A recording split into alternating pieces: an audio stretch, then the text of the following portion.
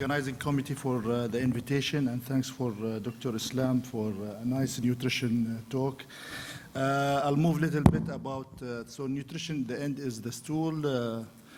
For me, it's more important is the urine. So we'll talk about hematuria, the micro and macro hematuria, and how we diagnose it. I will try to make it very simple, interactive, so we can be all engaged and involved. So these are the objectives. Sorry, excuse me, I'm just a little bit sick. So for hematuria, or the urine analysis is very simple and invasive test which we can use to get a lot of information from it, whether it's the type of the disease, whether it is really an infection or others. So few parameters we have to analyze with any urine analysis: the appearance, starting with it, the chemical analysis, and the microscopy of the urine itself.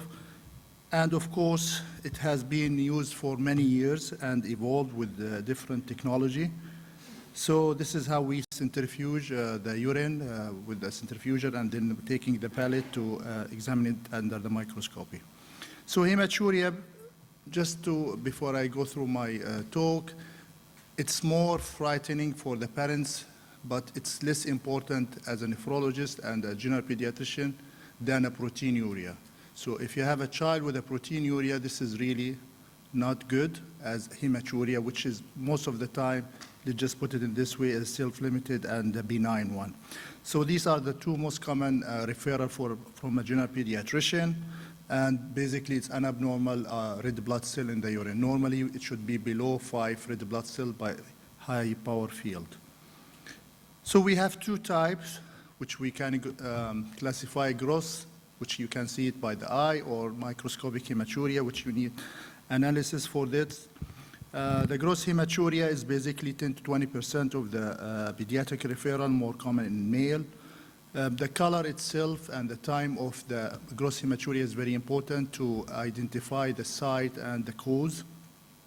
So for example, if it's terminal hematuria, it's most likely coming from the bladder, versus initial, it's coming from the urethra. Microscopic hematuria, more than 5 red blood cells, as we mentioned. This is another important fact. Once we have a hematuria, you don't need to do further investigation until you confirm that it's a real hematuria. Meaning that you need to make sure that the urine is not very concentrated. You have to repeat another urine analysis within a week or two to confirm that, before just label a child has a microscopic or asymptomatic hematuria. More common in girls and school-age children. So we'll start with a case. You have a red color urine in a healthy 10-year-old child with a normal physical examination. Urine dipstick is negative for blood. So, what do you think here?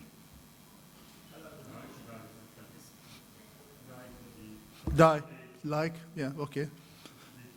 B2, okay, good. So this is the message here, that causes of red urine without a hematuria, that there are physiological and pathological. The physiological could be simply as a food, the others could be as simple as medications, as Dr. Anas mentioned. So these are the list, which I will not go through that. So these are the causes of the physiological and pathological, giving you different colors of the urine. Case number 2, all the following are associated with a positive urine dipstick for blood, except.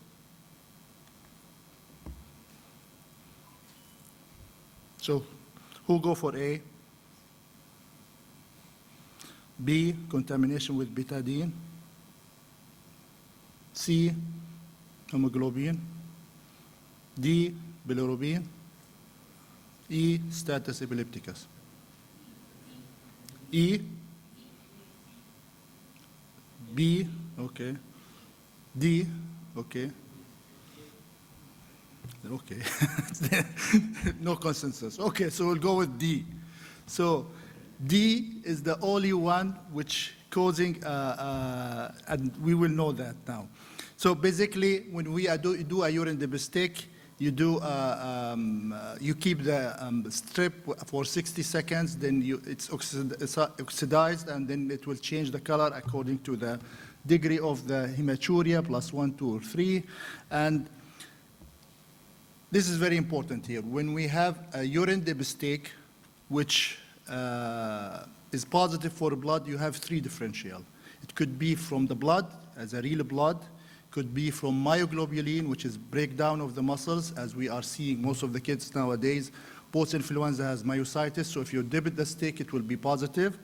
Hemoglobinuria as common as intravascular hemolysis. So to differentiate between both the myoglobinuria and hemoglobinuria versus hematuria, we do a urine microscopy, which will be 0 RBCs in case of the myoglobinuria and hemoglobinuria, where hematuria you will have really an RBCs. So this is very important. So the causes of hemoglobinuria and myoglobinuria, the most common feature of hemoglobinuria is if you have a child with hemoglobinuria, what usually they present with? Hemolysis. So they will present with pallor and icterus, and these are the causes of hemoglobinuria, like hemolytic anemia, mismatch, and others.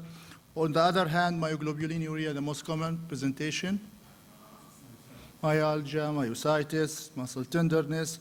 So very important here. I don't know. Okay. So prolonged seizure, as it starts, it's very important. It's one of the causes of the myoglobinuria, so it's not one of that. Hypokalemia, myositis, and others, all are very common causes for myoglobinuria. So this is very important and a good message for a general pediatrician to be aware about the differences between. So we'll start with case number 3. A 9-year-old girl came for a health supervision visit. Her weight and height are at the 50th percentile for the age. Blood pressure is normal. There are no unusual findings on the examination. A screening urine analysis shows a specific gravity of 1035. The normal specific gravity, just remember it, 1010. Okay, so this is very concentrated urine. pH of 6.5, 2 plus blood, and no protein. Urine microscopy 5 to 10 RBC. So there is a hematuria because it's more than 10. Of the following, the most appropriate next step is, E. So good, we got the message. So be aware of false positive results that like a concentrated urine, contaminated urine, a urine with ascorbic acid, and others. So you need to make sure that this is first a real hematuria before going for invasive process and labs.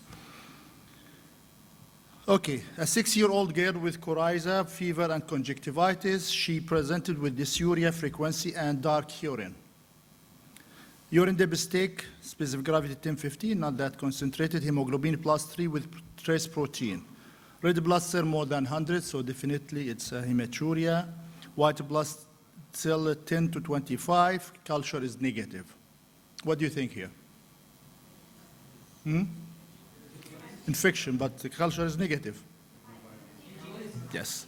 So not if you have a symptoms of a UTI and then a child has a viral symptoms, then think about like a viral cystitis or viral infection. Okay, so adenovirus is one of the common cases we are seeing nowadays, which is self-limited and usually does not require any treatment.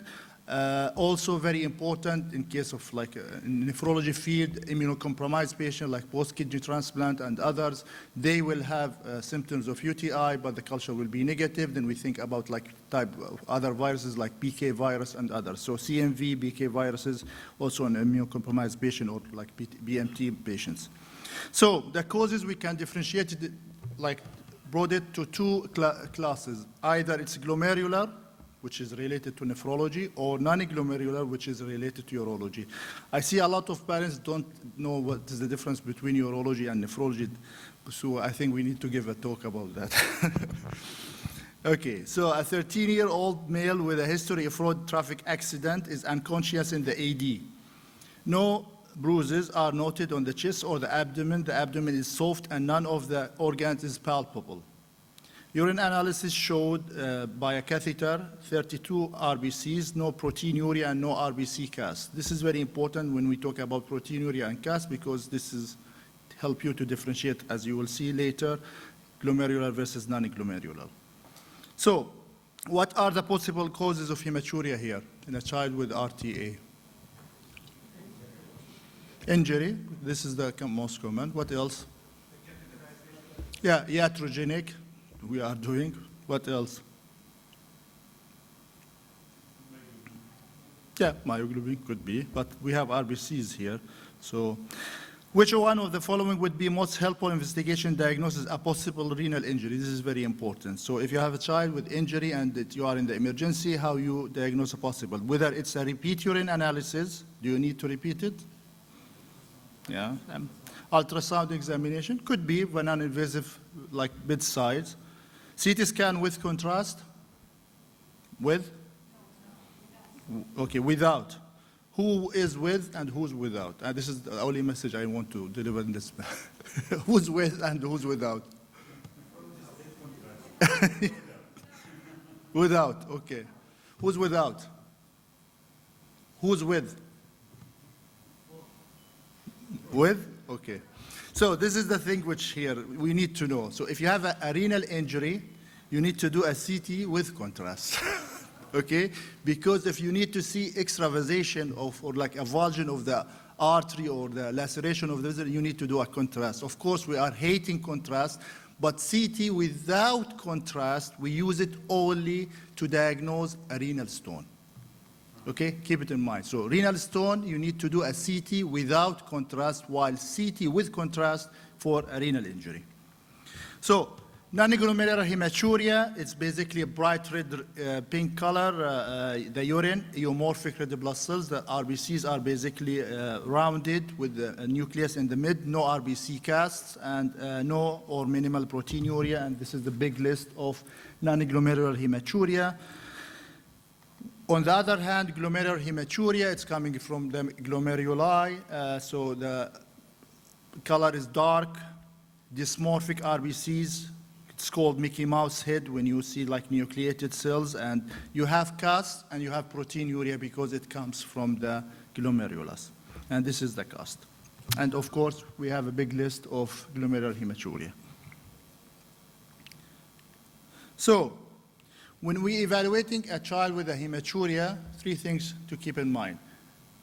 History is enough to diagnose more than 80% of the cases before you jump to the evaluation. So these are the points which are very important when we are assessing any child of hematuria. Very simple nowadays. I know everyone is busy. We just have to send labs and things. So take time in history, and you actually don't need to send a lot of investigation. Exercise-induced hematuria is very common also, which usually self-limited, happens during the exercise. Keep it in mind, medications and others.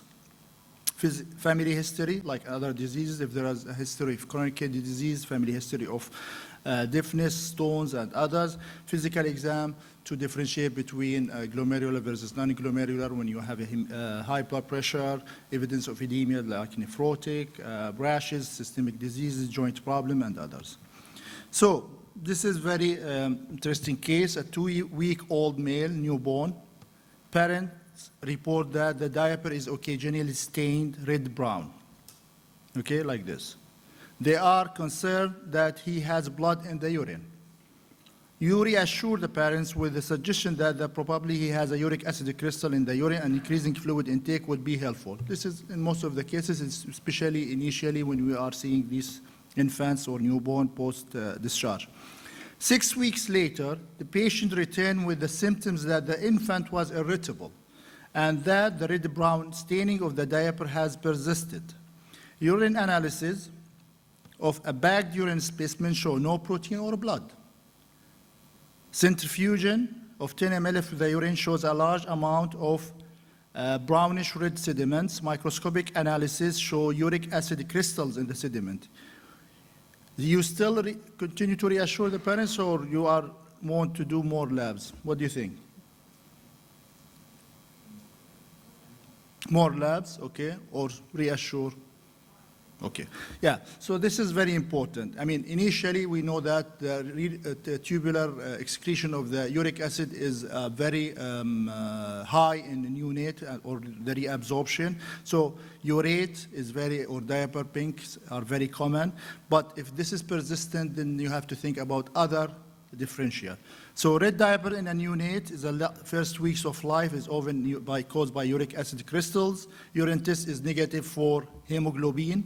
This is a benign and self-limited, and no therapy is usually required. With hydration, usually it will go. But there is another condition which you need to keep in mind, which is Nahyan syndrome, X-linked, very self-mutated, and that usually present with uric acid crystals and other manifestation, and due to deficiency of the hypoxanthine guanine enzyme. So this is during my fellowship. Actually, we published a pink diaper in an infant. It took us like maybe 6 months to get a diagnosis. It's different from, but it's hypoxanthinuria. So not every diaper or pink diaper in an infant is a benign one. Okay, so which one is pathognomic or not normal in the urine? Which crystals? A, B, C, D. So sake of the time, hexagonal cystinuria, this is pathognomic. If you're seeing the urine analysis, this is calcium oxalate, phosphate, and this is uric acid. 7-year-old boy has microscopic hematuria and back pain for 3 months. Renal ultrasound showed a 2 millimeter stone in the right renal pelvis. The only abnormality on the 24-hour urine test is 6.7. Normally, it's less than 4 milligram per kg per day. So basically, he has hypercalciuria, which is very common and idiopathic. Just we need to know, if you have a child with hypercalcemia, a normal response to have hypercalciuria. On the other hand, calciuria without a hypercalcemia is abnormal, okay?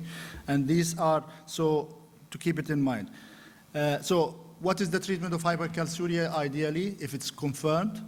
Which medicine we give? Thiazides, yeah. So hypercalciuria, most common metabolic disorders in children causing stone. Usually the urine calcium creatinine ratio is very high.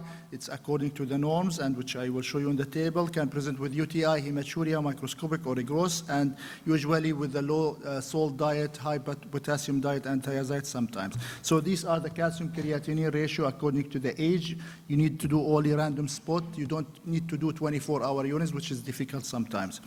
A 6-year-old male child present with recurrent episodes of tea-colored urine with persistent microscopic hematuria in between 1 to 3 days after the upper respiratory tract infection. Urine analysis showed dysmorphic RBC, so basically it's a glomerular hematuria, proteinuria +1 with a normal serum creatinine. What are the possible causes of hematuria here? IgA, okay, what else? Thin basement membrane, okay.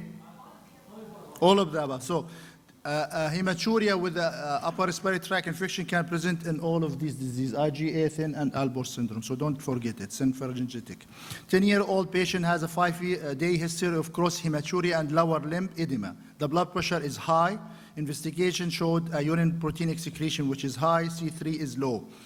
The most likely differential diagnosis in this patient include all of the following, except tubular interstitial nephritis, post-infectious glomerulonephritis, lupus, or C3 glomerulonephritis. Yeah, lupus will have low C3 and C4. So you have A, so tubular interstitial nephritis. So these are the differential diagnosis of glomerular disorders or a hematuria with low complement. So keep it in mind, and usually post-infectious, MPGN, lupus, and others. This is very long, for the sake of the time, I'll just go, it's post-infectious.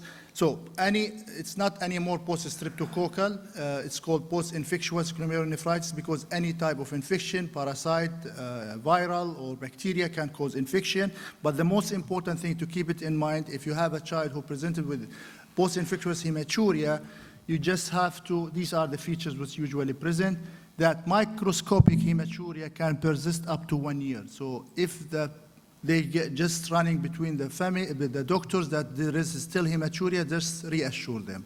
Microscopic hematuria can persist up to 1 year, so this is very important. This is how we outline evaluation. I will not go through that, microscopic. And this slide is very important when to refer to a nephrologist, that if you have, of course, any signs of glomerular disorders, hypertension, edema, abnormal complements, persistent hematuria more than a year, family concerns, family history, or hypercalciuria. And just to recap, this is which I will go through. You have microscopic hematuria, obtain simply the urine analysis. If you have no red blood cell in the urine analysis, then you check for the heme plus positive or negative. There is no heme is negative, then it's basically drugs or dyes. Heme positive, hemoglobinuria and myoglobinuria. When we have a red blood cell in the urine analysis, then the two important things to know, whether with or without proteinuria. Without proteinuria, it's extraglomerular. With proteinuria, it's basically glomerular disease. And the treatment usually self-limited, unless there is treat the underlying cause, basically. Gross hematuria sometimes need referral to a urologist or other colleague, and rarely we need a renal biopsy to diagnose the cause of the hematuria. And by that, I'm inviting you all to next year for our Asian Congress of Pediatric Nephrology, which will happen for the first time, and thank you. Thank you, Dr. Loai. Thank you. Thank you.